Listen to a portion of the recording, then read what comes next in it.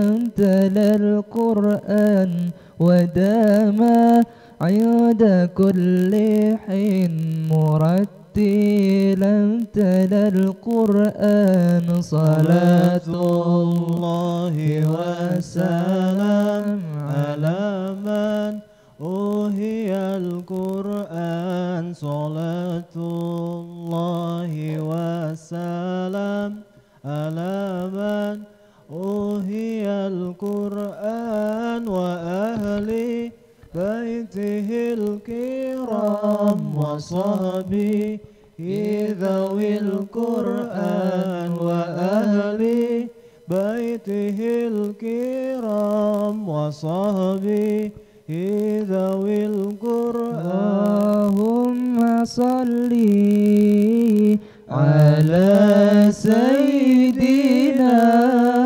محمد طب القلوب ودوائها وعافية العبدان وشفائها ونور الأبصار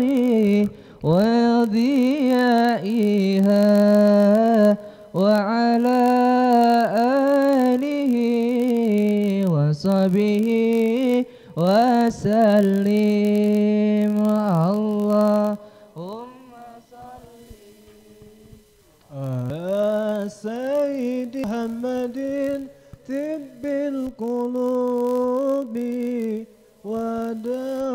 ودوائها وعافية العبدان وشفائها ونور الأبصار وضيائها وعلى آله وصحبه وسلم اللهم صل على سيدنا محمد طب القلوب ودوائها وعافية العبدان وشفائها ونور الأبصار وضيائها وعلى آله وصحبه وسلم اللهم صل على سيدنا محمد طب القلوب ودوائها وعافية العبدان وشفائها ونور الأبصار وضيائها وعلى آله وصحبه وسلم اللهم صل على سيدنا محمد طب القلوب ودوائها وعافية العبدان وشفائها ونور الأبصار وضيائها وعلى آله وصحبه وسلم اللهم صل على سيدنا محمد صلاة تراقب وتناشط وتهمس بها جهلي وإلهي بهديها لي وإعلاء دين الإسلام وإظهار شعائري على طريقة جمعية نظرة العلماء وإظهار شعائري على طريقة جمعية نهضة العلماء وعلى آله وصحبه وسلم وعلى آله وصحبه وسلم الله الله الله ثبت وانشر على الجمعية جمعية نهضة العلماء لإعلاء كلمة الله جمعية نهضة العلماء لإعلاء كلمة الله اللهم صل على سيدنا محمد صلاة ترغب وتناشد وتحمس بها جهلية وإعلاء دين الإسلام وتحمس بها جهلية وإعلاء دين الإسلام وإظهار شعائر على طريقة جمعية نهضة العلماء وإظهار شعائر على طريقة جمعية نهضة العلماء وعلى آله وصحبه وسلم وعلى آله وصحبه وسلم الله الله الله الله ثبت وانشر على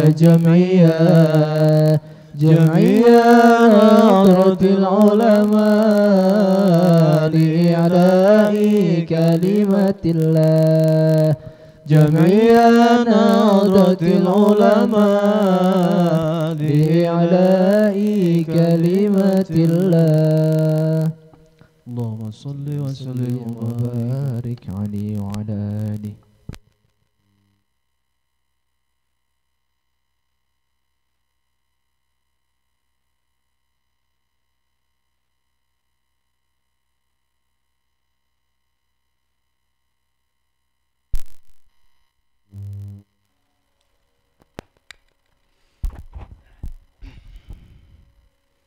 Assalamualaikum warahmatullahi wabarakatuh. Alhamdulillahilladzi bi ni'matihi tatimmus shalihat ilahan wa rabban syahidan la ma'buda illa siwa. Allahumma sholli wa sallim wa barik ala sayyidina wa maulana Muhammadin wa ala alihi wa ashabihi wa man tabi'ahu huda min yaumina hadha ila yaumil qiyamah. Amma ba'd. Sama-sama kita muliakan guru kita Bapak Kiai Haji Faturi Ahmad yang alhamdulillah telah hadir di tengah-tengah kita. Kita doakan beliau selalu diberi kesehatan oleh Allah Subhanahu wa taala, panjang umur, berkah manfaat buat membimbing umat, terkhusus jamaah saung tercinta ini. Kemudian pengurus majelis dan seluruh para asatidzah, bapak-bapak dan saudara sekalian. Di antaranya alhamdulillah hadir Khina Ustaz Abdul Aziz, Ustaz Musta'in, Ustaz Nasir, kemudian Pak RT Ansori, Pak Naman dan orang-orang tua kami lainnya. Hadirin jamaah yang dirahmati Allah Subhanahu wa taala, puji dan syukur kita panjatkan kehadiratnya. Di malam ini kita diberi kesempatan oleh Allah untuk melanjutkan istiqomah kita yang setelah kita tawakufan dalam rangka mengisi dan memanfaatkan nuansa ibadah Ramadan Dan malam Selasa kemarin kita sudah muqaddimahi untuk kajian tafsir. Ini kembali kita lanjutkan kajian Minhajul Abidin yang alhamdulillah masih di Aqabatul Ula di halaman 7 pada kalimat wa qala Rasulullah sallallahu alaihi wasallam fil ilmi annahu yalhamuhu. Silakan dicari halamannya masing-masing. Halamannya, barisnya, karena kitabnya nggak sama orang. Kalau kitab yang mahalan ya halaman bener itu halaman 7. Ya kalau di kitab saya agak ke tengah tetapi ada yang agak ke bawah di pinggir. Kalimatnya wa qala Rasulullah sallallahu alaihi wasallam. Silakan dilihat.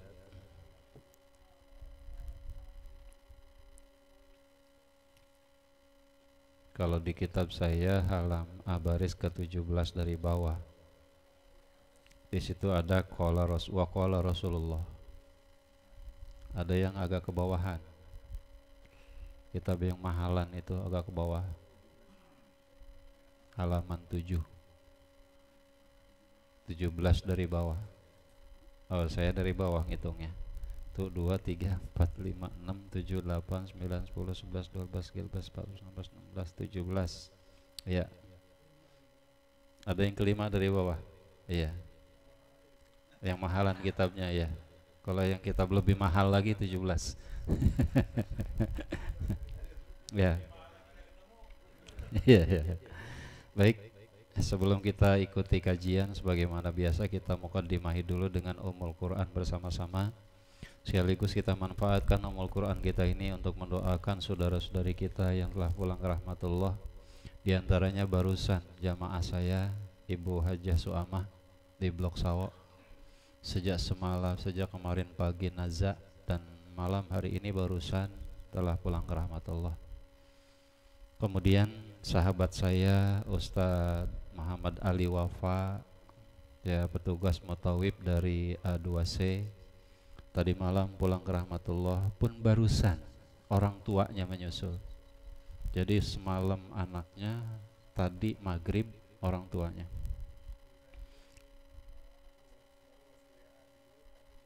Ya, sahabat Ustadz Aziz juga alumni pondok pesantren Tambak Beras, Jombang. Ya, kita doakan. Begitu juga sahabat saya putri dari almarhum Kiai Istikhari Abdurrahman, Cece Dadah, juga pulang ke rahmatullah. Itu pula yang lainnya.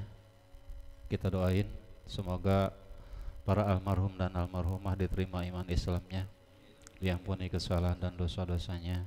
Kita yang diberi kesempatan hidup dapat meningkatkan amal kebajikan kita, semua ibadah kita diterima, dosa kita diampuni, dan pada gilirannya kita pula menghadap Allah dalam keadaan husnul khotimah. Semua harapan cita-cita kita dikabul oleh Allah Subhanahu wa taala, dan kita yang hadir maupun yang berperan aktif membantu kegiatan majelis ini, selalu Allah pelihara kesehatan lahir batin kita, Allah lancarkan jalannya rezeki kita, Allah mudahkan segala urusan kita, keluarga kita Allah jadikan sakinah mawaddah warahmah. Ala hadhihi niyyah wa ala kulli niyatin salihah. Wa nas'aluka al-barakah wassalamah wan najah min umuri dini wa dunya wal akhirah ila hadratin Nabi Muhammadin Mustafa Rasulillah sallallahu alaihi wasallam wa ala alihi wa azwajihi wa zurriyatihi wa ala ahli baitihi al-kiram. Syai'u lillahi lahum al-fatihah. A'udzu billahi minasyaitonir rajim. Bismillahirrahmanirrahim. Alhamdulillahi rabbil alamin. Ar-Rahmanir Rahim. Maliki yaumiddin. Iyyaka na'budu wa iyyaka nasta'in. Ihdinas siratal mustaqim.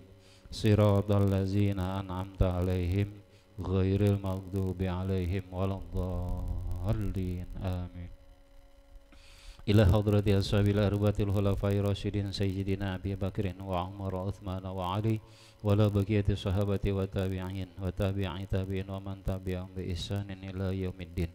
Wa sumadatul makaram sayyidina Syekh Qutbi Rabbani Syekh Abdul Qadir Jilani qaddasallahu sirrah la hadrati sayyidina Syekh Muhammad Saman bin Abdul Karim Wasumanatul Mukarram Sayyidi Syekh Mursyahadatillah, Wasumanatul Mukarram Syekh Syarif Hidayatullah, Wasumanatul Mukarram Jami'il Masyayikh alladhi yujahiduna linahdatil ulama, wa thumma ila arwahi asatizatina nahu sususuna wa Kiai Haji Istikhari bin Kiai Haji Abdurrahman Caca Dadah bin Bapak Kiai Haji Istikhari, wa summa ila almarhum Bapak Ustaz Ahmad Ali Wafa, wa summa ila arwahi Ibu Hajah Su'ama, wa summa ila arwahi abaina. Silakan keluarganya. Bismillah. Bapak Haji ya, Ibu Ati, Pak Marzuki, Suhaidi.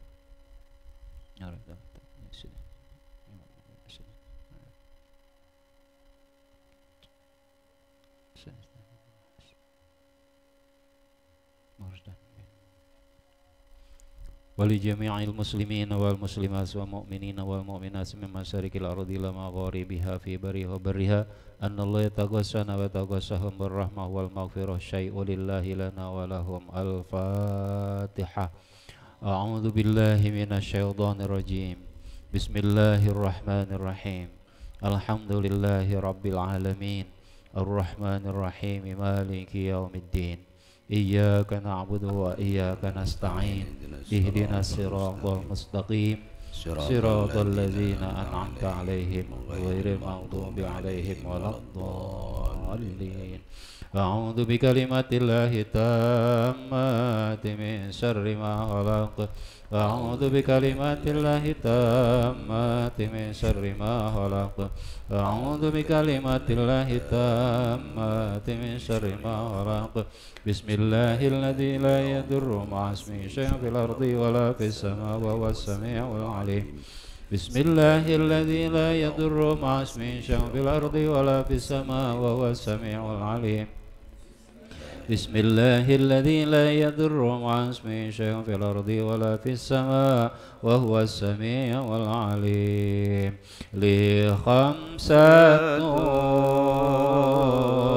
utfi biha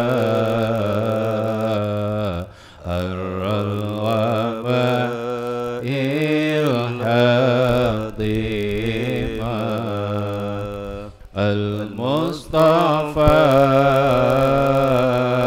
wal Murtada wabnahuma wal Fatima li khamsatun utfi biha harral wabah ilhatima al-Mustafa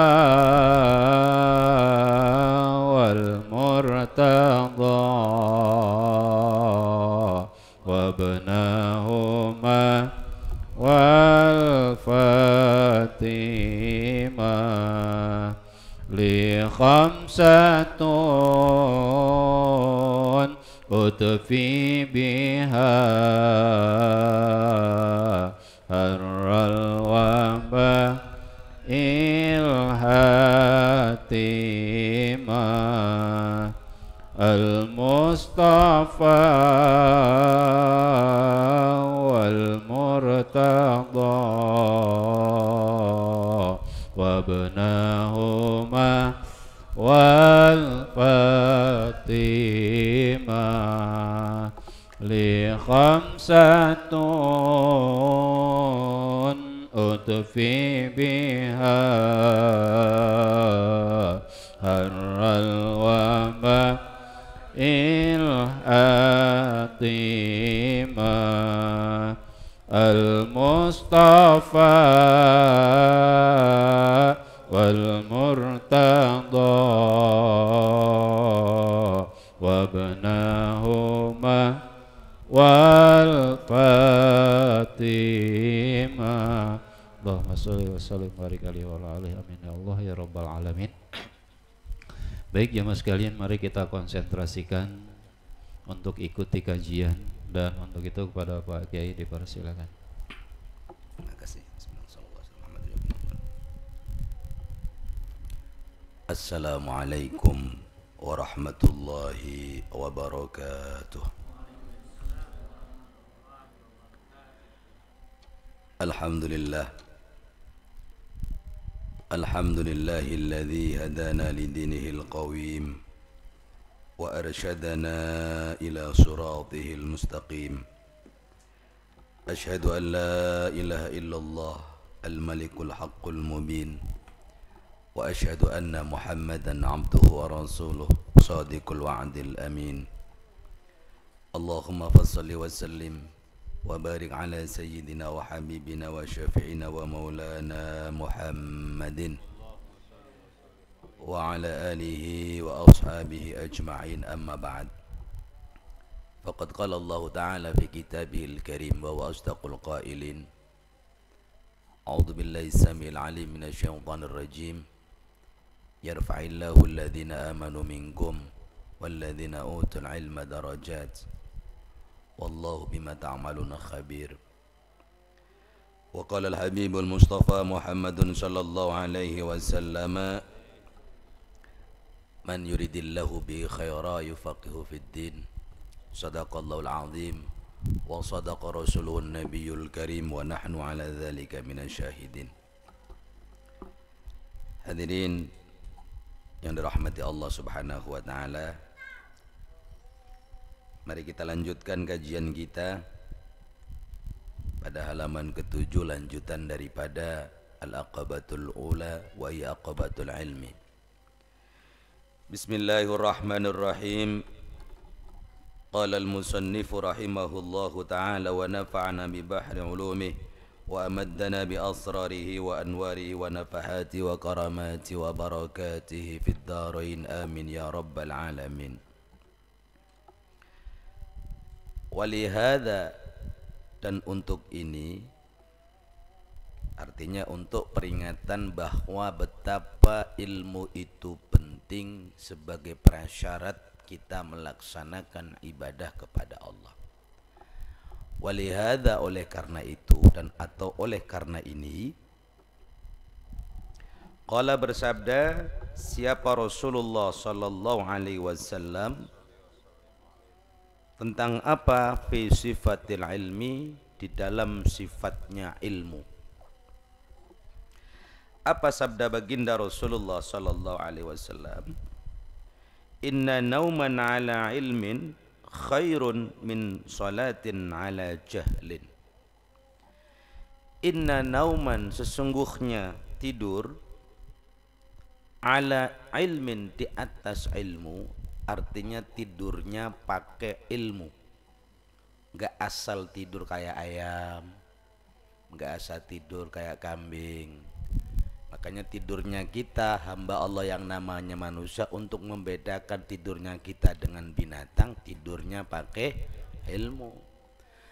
Tidurnya kita yang memakai ilmu itu khairun, lebih baik, min sholatin, daripada sholat, ala jahlin, di atas kebodohan. Jadi orang tidur pakai ilmu yang membedakan kita dengan selain makhluk Allah yang tidak berakal, ini akan lebih baik daripada sholat yang dikerjakan tanpa ilmu.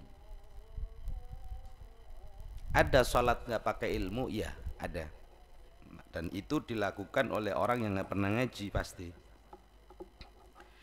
Apa ta'lilnya? Fa innal amila, karena sesungguhnya orang yang beramal, artinya beramal ibadah,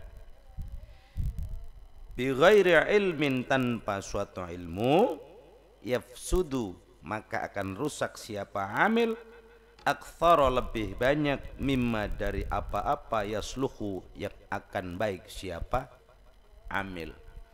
Jadi orang kalau beribadah nggak pakai ilmu, itu kecenderungannya lebih buruk, dia lebih banyak potensi rusaknya daripada benernya, lebih banyak potensi salahnya daripada benernya. Kalimatnya di sini menggunakan kalimat fasad dan kalimat salah. Ingat, di dalam ibadah itu kriterianya dua. Ibadah kita benar atau salah. Nah, Ketika ibadah kita benar, maka ibadah kita mencerminkan baiknya kita yang melakukan ibadah. Tetapi ketika ibadah kita tidak benar lantaran nggak punya ilmu, akan mencerminkan bahwa kita ini pribadi yang tidak baik. Makanya efek dari ibadah atau faidah dari ibadah akan berpengaruh positif membentuk pribadi yang soleh, yasluh, soleh. Maka kita perhatikan ayat Quran, inna salata tanha anil fahsya'i wal munkar. Sesungguhnya salat akan mampu mencegah pelaku salat dari apa? Al-fahsya, perbuatan keji, wal munkar. Artinya bisa membentuk pribadi yang baik. Tapi catatannya kalau salatnya benar, salatnya pakai maka mari ada satu kritik sosial, kritik bersama. Lantas bagaimana dengan kita yang sudah rata-rata salat tetapi masih ada sholatnya belum berpengaruh pada kepribadian yang soleh?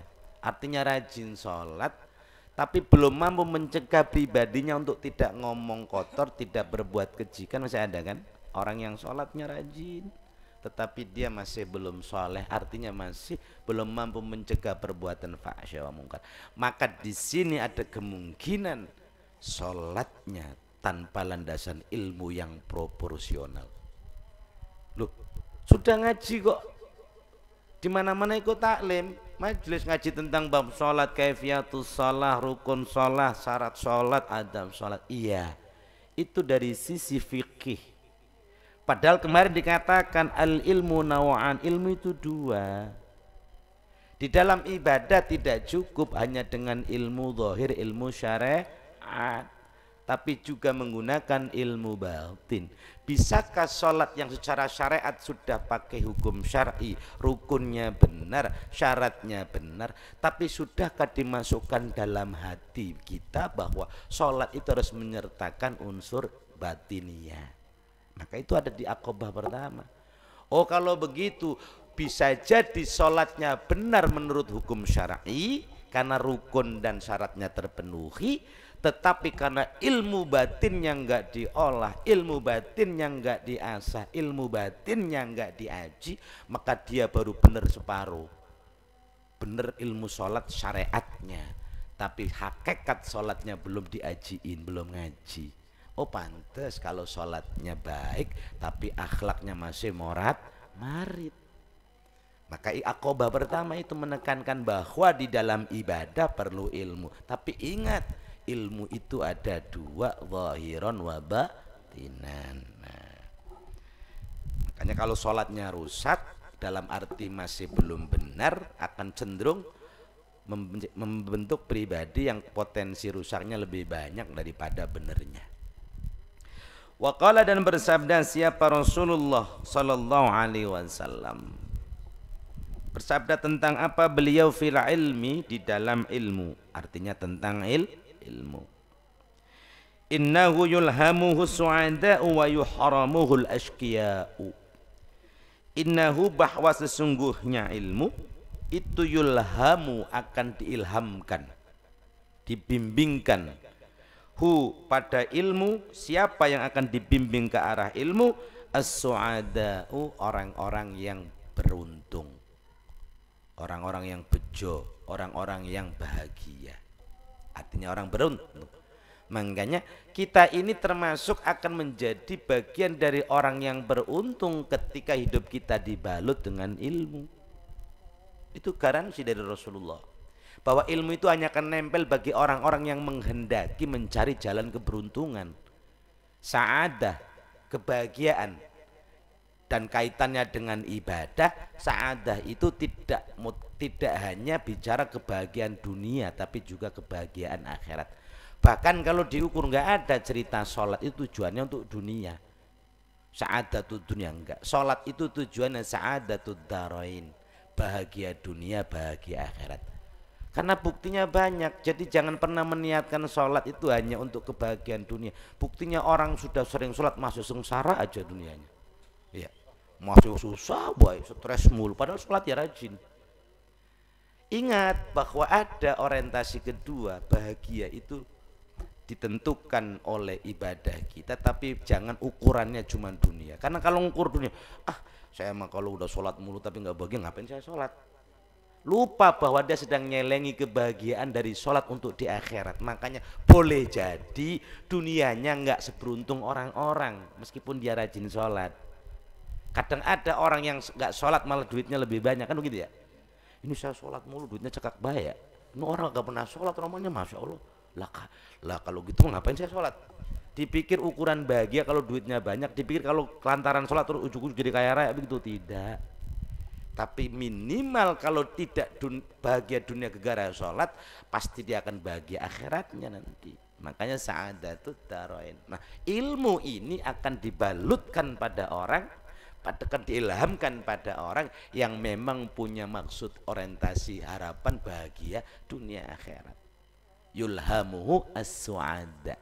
Jadi kalau nggak mau bahagia akhirat, ya udah nggak pakai ilmu, nggak apa-apa, dijamin rusak hidup kita dunia akhirat.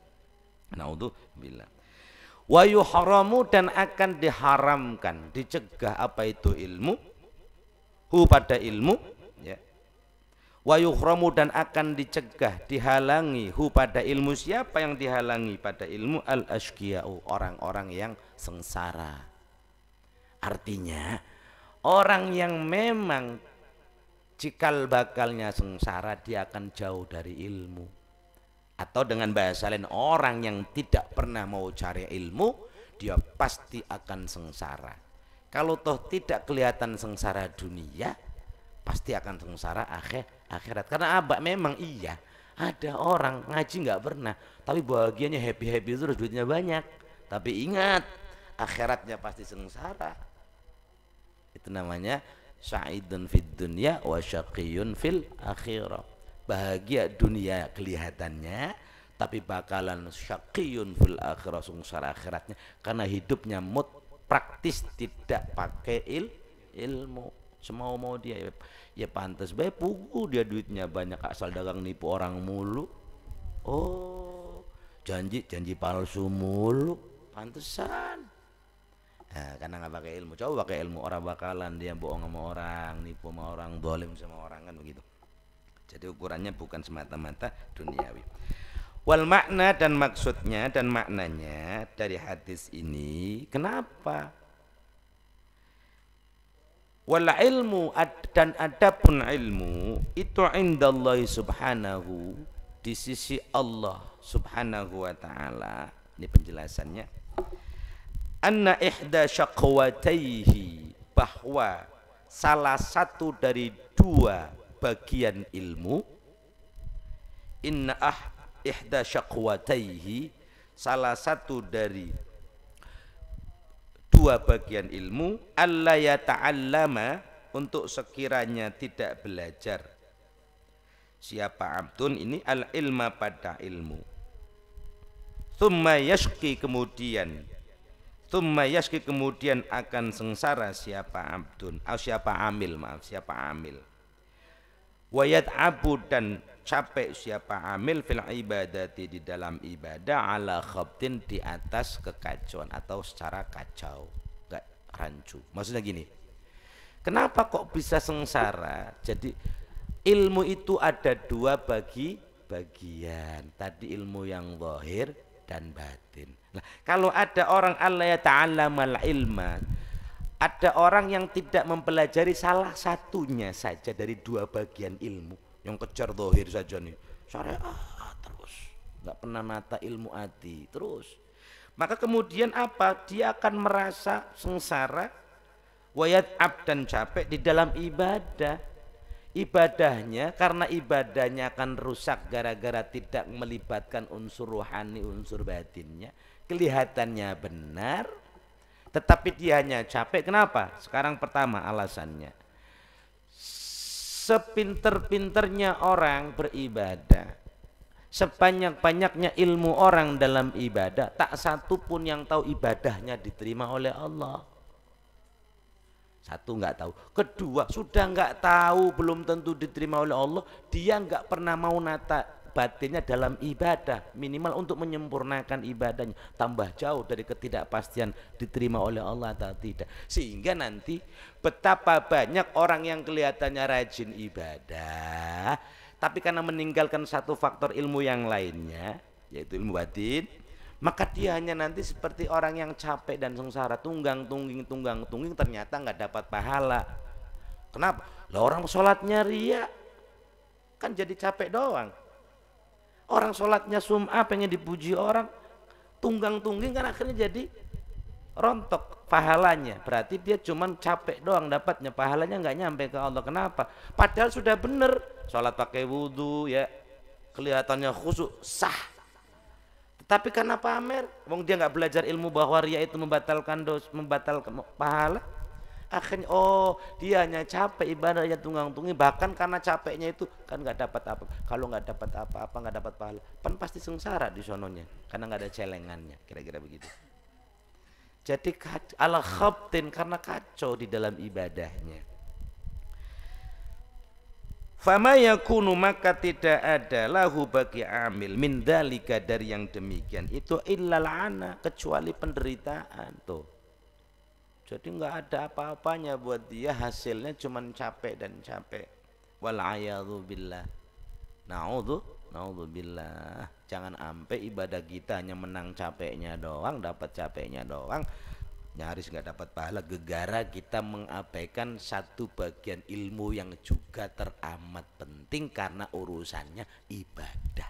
Urusan ibadah lah, kalau urusan bisnis mau pamer juga nggak apa-apa. Duit gue banyak banget tuh, miliaran, nggak apa-apa orang bisnis mah.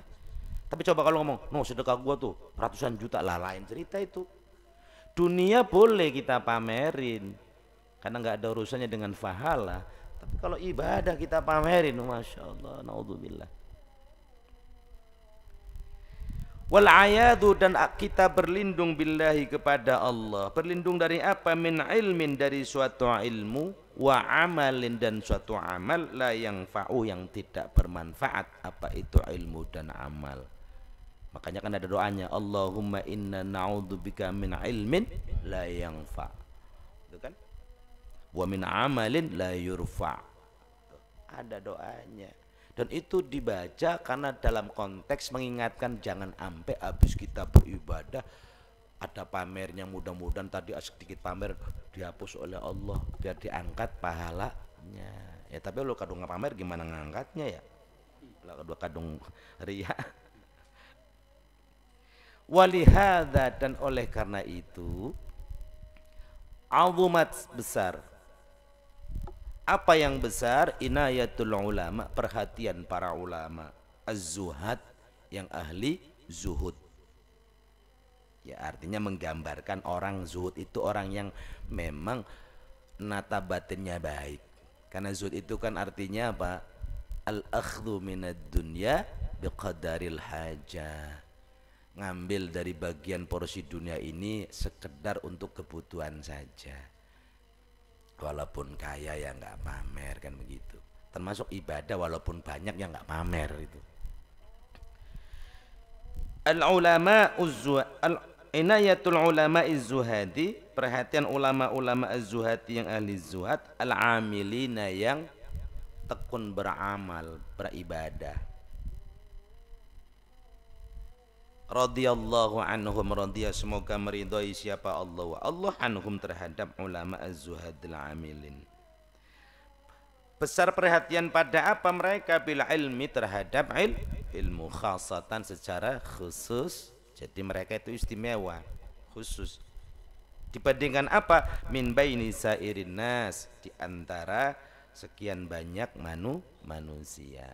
Nah itu, orang zuhad itu memang makomnya spesial karena mereka bab ilmu pasti concern, pasti fokus, pasti ngajinya bener-bener, nggak kayak kita ngajinya sekedar kadang-kadang lagi longgar ngaji, nggak longgar yang nggak ngaji ya itu.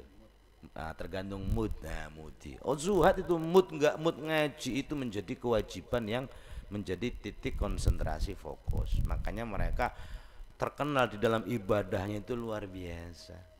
Ya kita ibadahnya ya biasa di luar ya.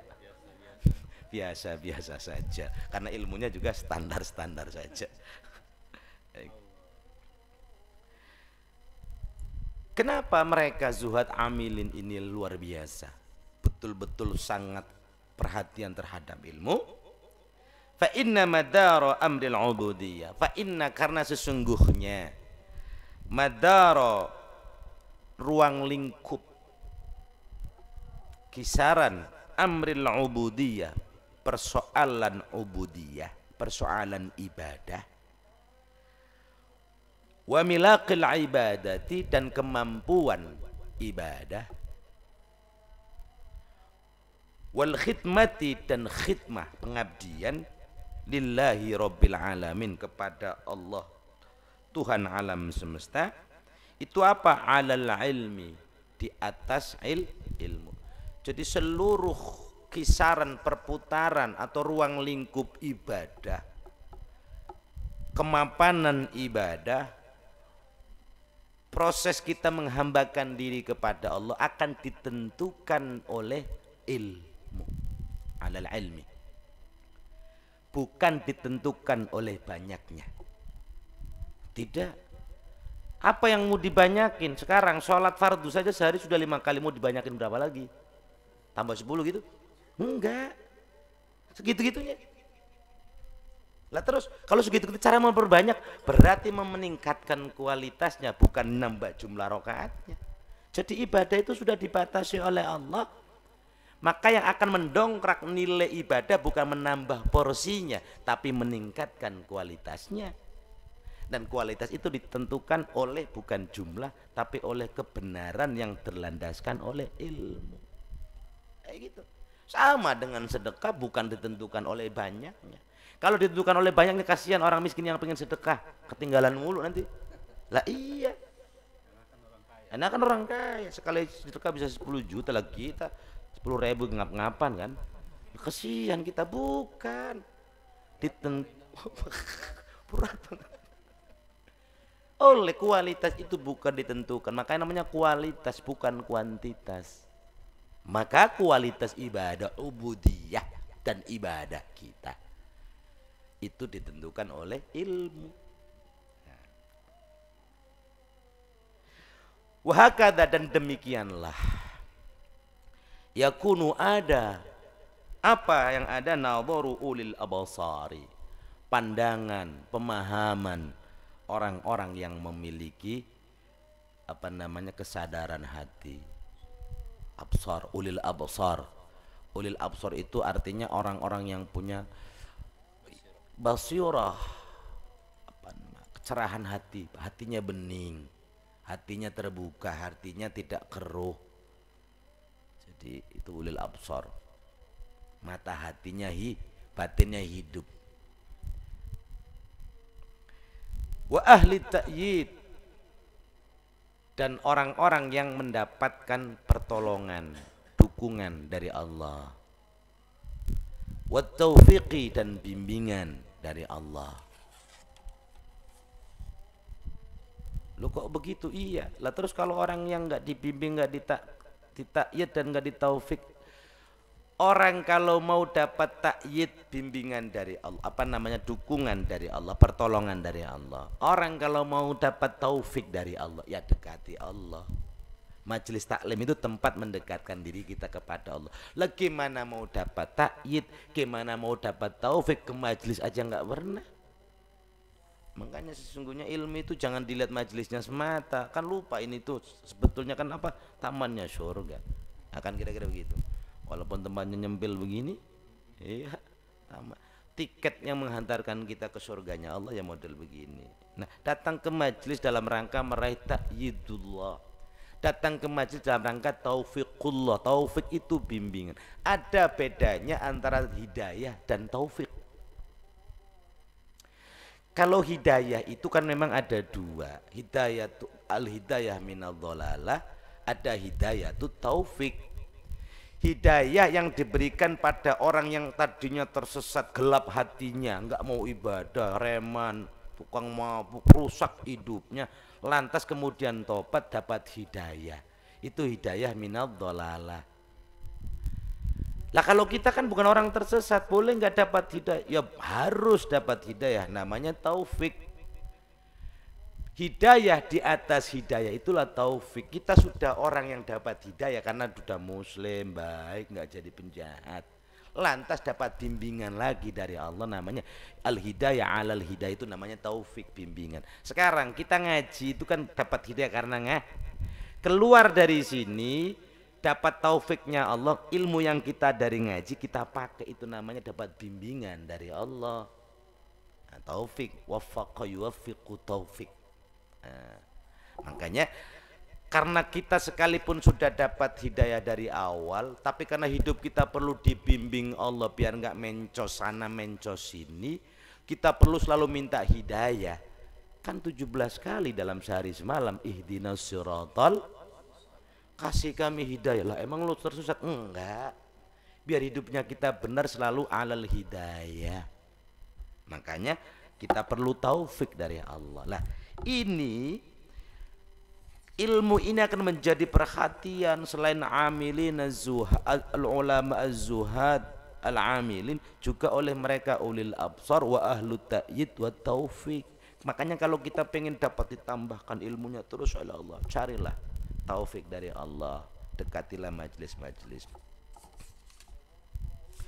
Wa idza tabayyana, fa idza tabayyana, dan apabila telah terang, telah jelas, laka bagimu bihadhil jumlah, dengan ungkapan ini, dengan uraian ini, anna ta'ata, bahwasanya ketaatan itu la tahsulu, tidak akan tercapai, lil abdi, bagi seorang hamba, wala taslamu, dan tidak akan selamat, tidak akan mulus, tidak akan selamat, lahu, baginya.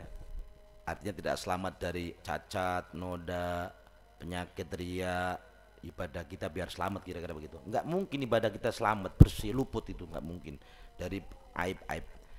Lahu, bagi abdun, illa, kecuali bil ilmi, kecuali dengan ilmu. Jadi kesimpulannya dari penjelasan dari awal tadi, bahwa ibadah, ketaatan kita, ibadah kita enggak mungkin meraih hasilnya berupa pahala dan keridhaan Allah. Ibadah kita tidak mungkin bebas dari kekurangan atau dari penyakit ria, sum'ah dan seterusnya, kecuali dengan Makanya penting biar ibadah kita enggak ada cacatnya, ibadah kita biar sampai pahalanya, makanya dengan ilmu. Fayalzamu, maka lazim, harus, fayalzamu, maka harus, idan, dengan demikian, apa yang harus?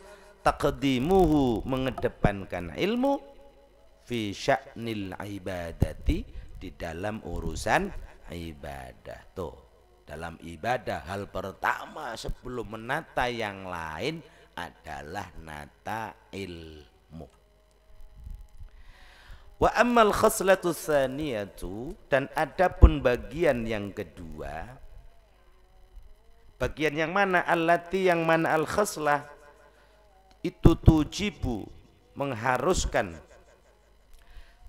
taqdimal ilmi, mengedepankan ilmu, fahiya, maka al khaslah, annal ilma, bahwasanya ilmu, an-nafi'a, yang manfaat, itu yusmiru, akan membuahkan, akan menghasilkan, khasyatallahi, pada rasa takut kepada Allah, wa mahabatahu, dan rasa gentar terhadap Allah. Ini bagian kedua. Emang bagian yang pertama mana sih? Nah, lupa, udah tawakuf sebulan.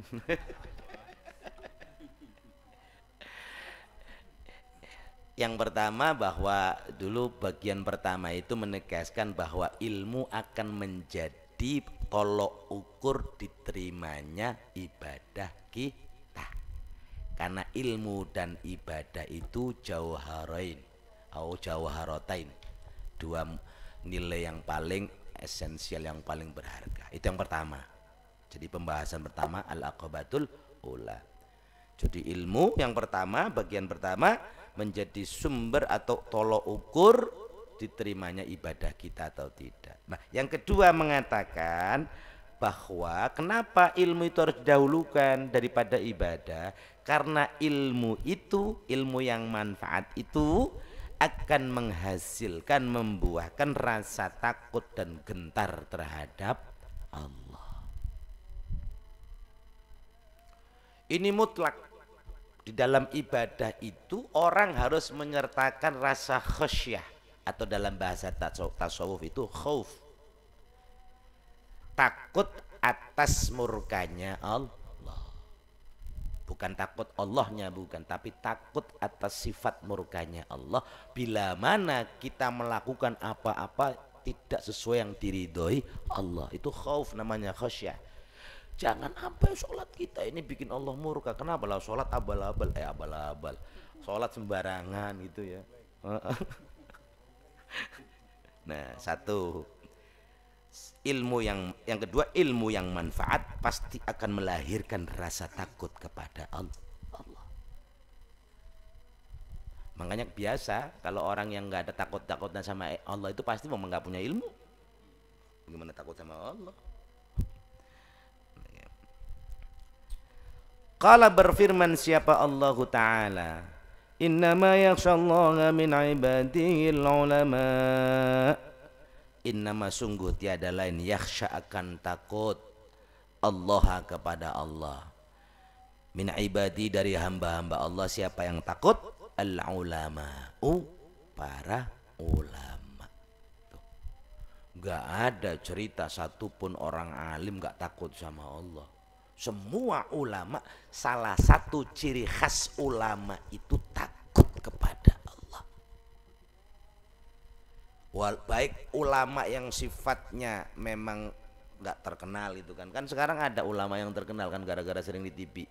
Justru kalau ulama terkenal yang model di TV mah nggak takut sama Allah. Kenapa? Main ngasih fatwa sembarangan. Orang yang punya ilmu takut sama Allah. Dan ini di garda terdepan dari kelompok-kelompok yang takut kepada Allah itu ulama. Kenapa wadzalika? Karena demikian itu, wadzalika, dan demikian itu, anna, bahwa sesungguhnya man, seseorang, lam ya'rif, yang tidak mengenal siapa manhu, kepada Allah, haqqaq ma'rifatihi, dengan sungguh-sungguh mengenal pada Allah, lam yahab, tidak takut siapa abdun, atau lam yahab, tidak takut siapa manhu, kepada Allah, haqqa mahabatihi, dengan benar-benar gentar atau takut kepada Allah. Walam yu'azzim, dan tidak akan mengagungkan siapa manhu, kepada Allah, haqqa ta'zimihi, dengan sebenar-benar pengagungan kepada Allah, wa hurmatihi, dan penghormatan kepada Allah. Jadi situ sisi makna mafhum mukhalafahnya. Jadi pemahaman pertama, kalau orang alim pasti akan dihantarkan untuk takut kepada Allah. Maka lawan sebaliknya, karena orang nggak punya ilmu kan nggak kenal Allah. Orang yang nggak kenal Allah, dia nggak ada rasa takutnya kepada Allah. Dia nggak ada rasa ta'zimnya kepada Allah. Dikatakan ada penegasan haqqa ta'zimihi, sebenar-benar pengagungan. Maksudnya gini, kan ada orang mengagungkan itu hanya pemanis bibir sama sungguh-sungguh, kan berbeda. Ada orang, bang ente mabok, takut tahu dosa nggak tahu, takut sama lo, takut sih. Itu mah takut-takutan karena besok masih mabok lagi. Mulutnya ngomong gue mah takut sama Allah, tapi besok mabok lagi, berarti kan nggak haqqa ta'zimihi, nggak benar-benar mengagungkan Allah. Kalau dia benar-benar besok nggak bakalan mabok lagi. Bang, udah sholat belum? Nggak takut sama Allah? Takut sih. Besok kagak sholat lagi. Kan dia nggak benar-benar takut sama Allah. Kalau benar-benar takut sama Allah, maka dia akan tidak mengulangi perbuatan yang dimurkai Allah. Jadi memang mesti ada penegasan taukidnya haqqa ta'zimi. Nah, orang yang mengenal Allah dengan baik lantaran punya ilmu, dalam mengagungkan Allah dia haqqan, dengan sungguh-sungguh. Dalam penghormatan kepada Allah, pengagungan kepada Allah, itu haqqa hormati, haqqan, dengan sungguh-sungguh.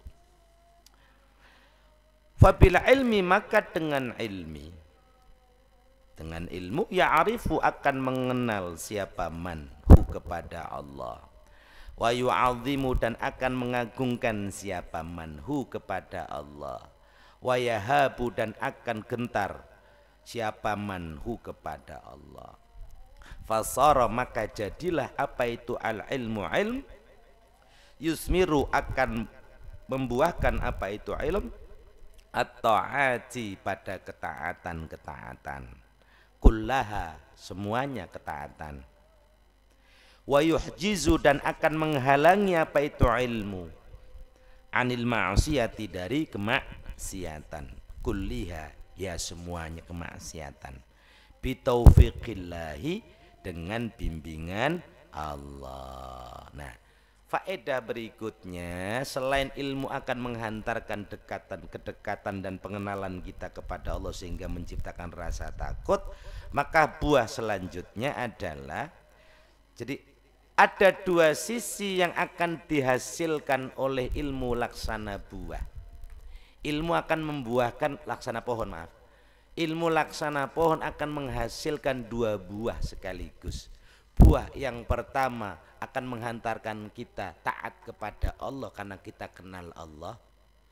Takut kepada Allah akan melahirkan kita jauh dari maksiat kepada Allah. Jadi dua sisi sekaligus.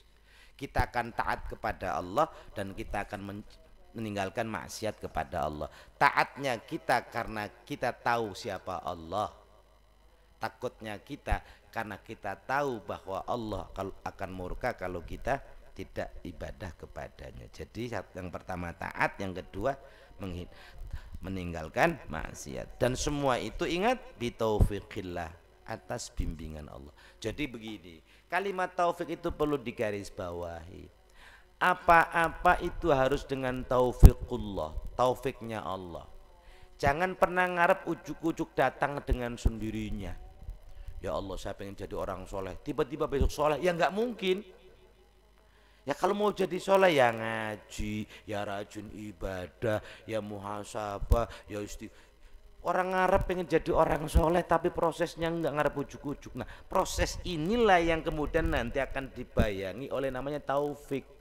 Jadi taufik akan turun mana-mana kita juga menjalankan arah kepada hidayah, pada taufik. Makanya kayak sekarang kita ada, betul, coba bayangkan, kan kita sudah ngaji. Kenapa masih ada orang yang ngaji kok masih rusak juga? Karena ilmunya nggak pernah dipakai. Kalau dia ngarep dulu ngaji pengen jadi orang bener, ya sudah ilmu yang ada dipakai baru datang taufik. Lah kalau ketimbang ngaji pengen jadi soleh, ya nggak mungkin ada taufiknya. Apalagi pengen jadi ustaz. Masa ngaji nih nawaitunya jadi ustaz? Masya Allah.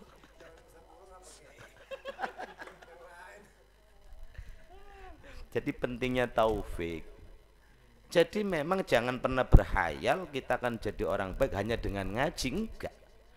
Ilmunya dipakai sekuat mungkin, capek kayak apa dipakai, nanti pas saatnya taufik datang yang mungkin jadi ustaz. Makanya nggak ada orang jadi ustaz beneran kecuali taufik. Lah kalau ustaz bohong-bohongan itu nggak ada taufiknya, itu mengagul sendiri nih, ngaji sama gua ya. Ngaji sama gua.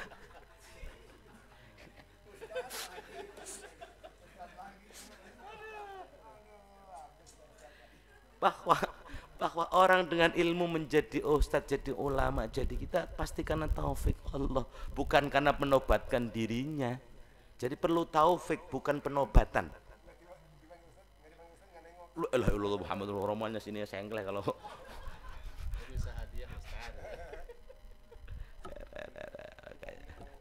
Allah ya. Baik, kita lanjutkan. Walaisa, dan tidak ada wara'a hadaini, di balik atau di belakang kedua hal ini, maqsadun, tujuan. Tidak ada apa maqsadun, tujuan lil abdi, bagi seorang hamba, fi ibadatillah, di dalam beribadah kepada Allah. Maksudnya di balik dua ini apa? Dua itu satu, antara rasa apa namanya taat kepada Allah dan rasa takut kepada Allah. Ibadah itu ya karena taat kepada Allah. Ibadah itu ya karena takut Allah murka. Jadi artinya harus selalu menyertai kita. Dan nggak ada maksud dibalik selain keduanya ini, nggak ada. Ibadah, aku ibadah biar kaya deh. Ya nggak ada. Aku ibadah rajin biar nanti dipanggil Pak Ustadz. Ya nggak ada. Kan begitu. Jadi nggak ada. Iya, biar terkenal akhirnya. Itu kan Ustadz Adam Ibrahim kan buka majelis 2 bulan di mana, di Bedahan. Awalnya ada jamaahnya, 2 bulan mati, pengen terkenal, bikin sensasi. Salahnya itu, masya Allah, babi ngepet. Lah itu yang menobatkan dirinya jadi ustadz bukan karena taufiknya Allah. Kalau jadi taufik Allah nggak bakalan begitu orang. Pasti hati-hati takut sama Allah. Yang belah sono ya, belah sono. Belah sono. Nah, kalau ngomong ustaz nengoknya kemari sih. Allah ya Rabb. Masyaallah. Fa'alaika, dan atas kalian, atas dirimu, bil ilmi, dengan ilmu. Maka mari kita betul-betul perhatian terhadap ilmu. Arsyada, semoga membimbing kepada dirimu siapa Allahu Allah. Ya salika tariqil akhirah, ya salika, wahai penempuh tariqil akhirah, jalan akhirat. Awwala kulli syai', pada permulaan segala sesuatu. Jadi segala sesuatu apa-apa harus diawali dengan ilmu.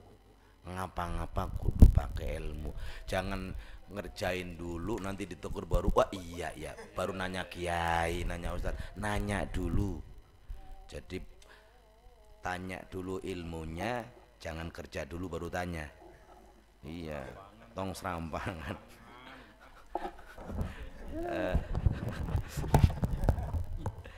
Wallahu waliyu taufik, wallahu, dan Allah itu waliyu taufik, penolong taufik, bifadlihi, dengan fadl atau anugerahnya Allah, wa rahmati, dan rahmatnya Allah. Sampai kurung sekalian. Wala'allaka, dan semoga engkau, atau sekiranya engkau, antakula, untuk berkata, untuk mengucapkan, untuk mengatakan, qad waradat, sungguh telah ada apa itu al-khabaru, khabar, hadis. Khabar itu sebutan lain dari hadis. Jadi ada hadis, ada sunnah, ada khabar. Di bawahnya nanti ada asar. Datang khabar dari mana? An sahibi syar'i, dari pemilik syariat. Siapa? Shalawatullahi wasallamuhu alaihi, Kanjeng Nabi Muhammad sallallahu alaihi wasallam. Annahu, bahwasanya Kanjeng Nabi, qala, bersabda siapa Kanjeng Nabi, talabul ilmi fariidatun ala kulli muslimin. Talabul ilmi, adapun menuntut ilmu itu, fariidatun, fariidah, kewajiban, ala kulli muslimin, atas setiap muslim. Nah, cuma nanti hadis ini kan menyisakan banyak makna. Kalau nyari ilmu itu fardu, masa semuanya wajib loh. Kalau saya nggak pengen jadi penerbang, masa wajib belajar ilmu penerbangan kan? Kecuali penerbangan hadroh itu. Terbang ya. Iya. Nah, maka nanti kita bahas berikut. Famal ilmu alladzi talabuhu fardun. Famal ilmu, maka ilmu apakah? Alladzi, yang mana ilmu itu, tolabuhu, mencarinya ilmu itu, fardun. Jadi ilmu yang mana sih yang kalau menuntutnya itu fardun? Lazimun, lazim, harus. Wa mal haddu, dan apa batasannya? Alladzi, yang mana al-had, la budda, mau tidak mau, lil abdi, bagi seorang hamba, min tahsili, dari menghasilkan al-had, fi amril ibadah, di dalam ibadah. Ada dua nanti yang perlu kita kaji bersama pada pertemuan berikutnya. ketika ada statement Rasulullah berupa hadis bahwa mencari ilmu itu fardu, maka pertanyaannya dua.